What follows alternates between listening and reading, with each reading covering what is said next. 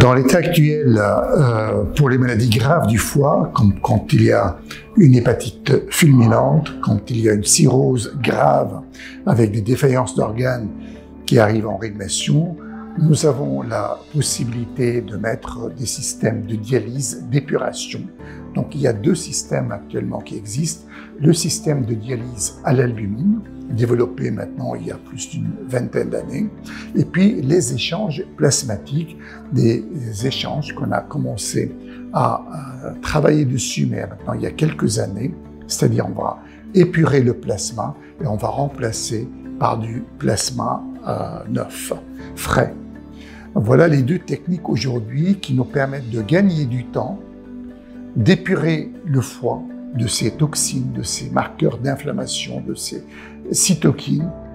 tout ça pour améliorer la situation du patient, le stabiliser un peu et pouvoir attendre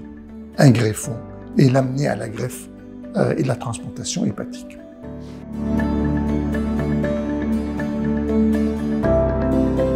On travaille ici dans les laboratoires de recherche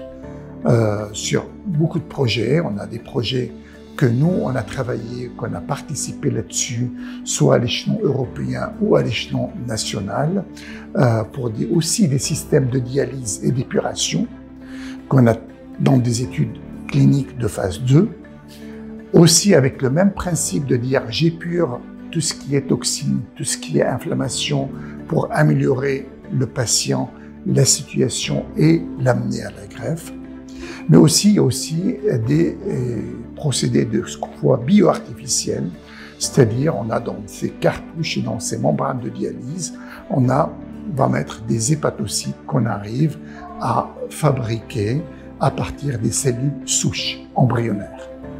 Donc aujourd'hui, il y a deux plans qui se situent, soit des supports bio-artificiels qui vont se trouver comme des systèmes de dialyse, mais qui contiennent ces hépatocytes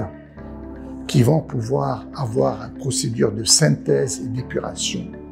et aussi le système d'où proviennent ces cellules-là, essentiellement à partir des cellules souches